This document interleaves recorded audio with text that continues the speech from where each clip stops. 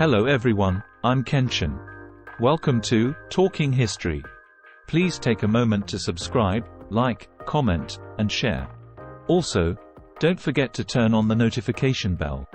Thank you. Today's historical discussion is about the first story of coffee.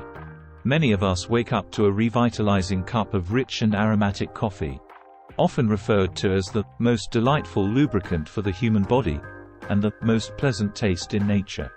Although it's been a while since I had coffee, I must admit the truth in this statement. However, the origin of coffee is shrouded in mystery. The Oromo people, ancestors of today, are said to be the first to discover the invigorating effects of coffee tree fruits. As for the subsequent narratives, I prefer not to delve into controversies. Today, let's explore various firsts in the fascinating history of coffee to add more enjoyment to your coffee drinking experience. The world's first coffee shop. The world's earliest recorded coffee shop was Kava Cane's in Mecca, established in 1475. Following its inception, the coffee drinking culture rapidly flourished in the region. Originally, these coffee places were oriented towards Islamic gatherings. But soon they evolved into centers for activities like chess, conversations, singing, dancing, coffee drinking, and music appreciation. The first recorded coffee house in Europe. The Ottoman Empire, in the 16th century, played a pivotal role in introducing coffee to Europe.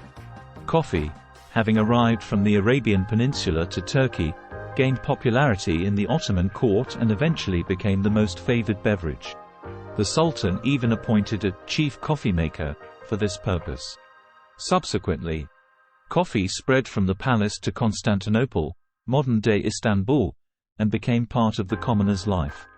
Interestingly, the first coffee house in Europe with a recorded history appeared in Istanbul in 1554, named Kiva Han. During this time, coffee houses were mainly frequented by men, especially literati and artists. These places became hubs for discussing current affairs, politics, or simply enjoying coffee, reading, chatting, and playing chess. The competition among coffee houses grew, mirroring today's challenges in attracting customers. Thus, establishments began investing in luxurious interiors, sophisticated coffee utensils, and even specialized coffee-making skills, creating an atmosphere similar to today's coffee competitions. The first coffee house in London. According to the 17th-century British antiquarian and scholar John Aubrey, the first coffee house in London was established in 1652 by a certain Mr. Bowman across from St. Michael's Lane in Cornhill. Interestingly, Mr. Bowman was originally a carriage driver for a Turkish merchant named Hodges and was deceived into opening the coffee house. This occurred around 4 years earlier than other contemporary coffee shops. The collaboration between Edward and Pasqua Rosé, mentioned in the records, quickly soured.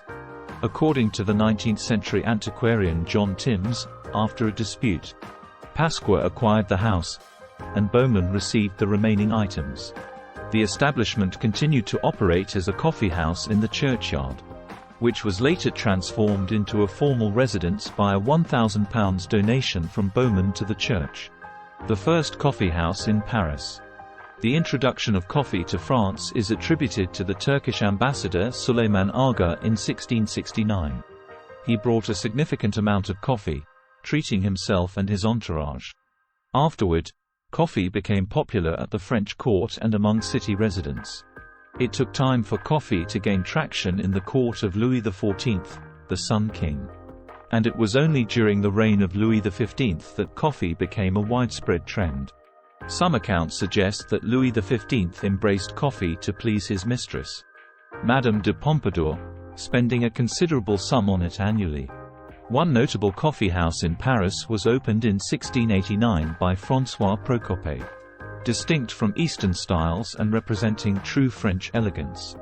This establishment, named Procope, obtained a royal permit to sell not only coffee but also ice, lemonade, and other beverages. Located just opposite the newly opened French Comedy Theatre, it became a gathering place for cultural figures in the 18th century, serving as a literary salon. Famous literary figures like Voltaire were frequent visitors, with his favorite being a coffee and chocolate mixture. When Procope closed its doors at the end of the 18th century, Voltaire's marble table and chairs became treasured artifacts.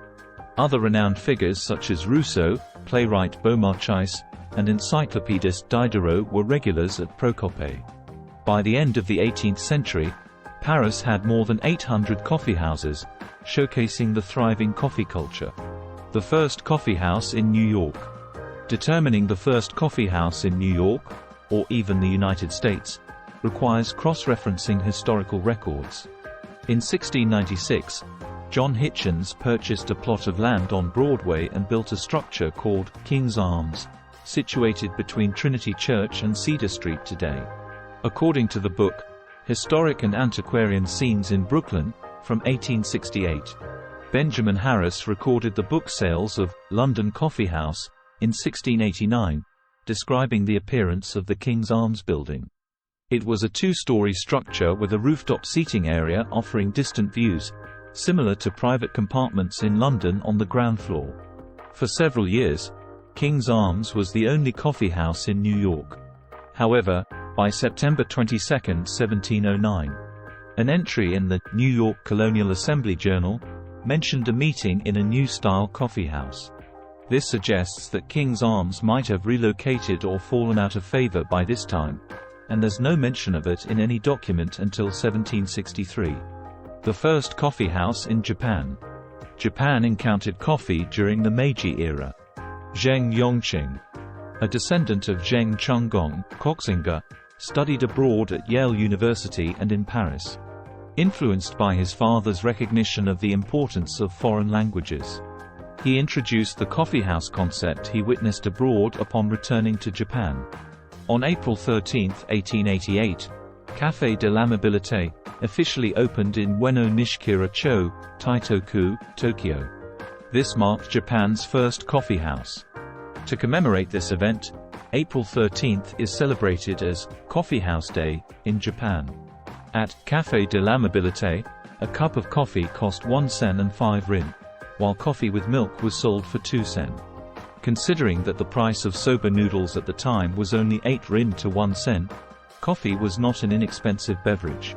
Unfortunately, Café de l'Amabilité closed its doors in less than 5 years, as the aromatic and stimulating nature of coffee was too intense for the Japanese accustomed to tea, water, and soup. The first English printed coffee advertisement. Currently housed in the British Museum. The first coffee advertisement was printed in 1652 for the opening of London's first coffeehouse by Pasqua Rosé. The content of the shop's flyer was, "The many benefits of coffee beverages, first manufactured and sold in England by Pasqua Rosé. Located on St. Michael's Lane in Cornhill." Using Pasqua Rosé's own portrait as a sign. The first newspaper advertisement. The first coffeehouse advertisement in the form of a newspaper ad appeared in Public Advisor, issued weekly from May 19 to 26 in 1657. This commercial newsletter included a coffeehouse ad sandwiched between a physician's announcement and a hairdresser's promotion. The content read, "For the sale of a drink called coffee, in Bartholomew Lane behind the Royal Exchange in London. This is a very unusual and healthful drink with many excellent virtues. Very effective for many diseases. For sale in the morning and at 3 p.m. These various firsts in the history of coffee contribute to the rich tapestry of its global journey, highlighting the cultural, social, and economic significance of this beloved beverage. So, the next time you savor your cup of coffee, remember the fascinating stories that accompany each sip. If you like the program, you can share it with us by clicking like and subscribe. See you in the next episode.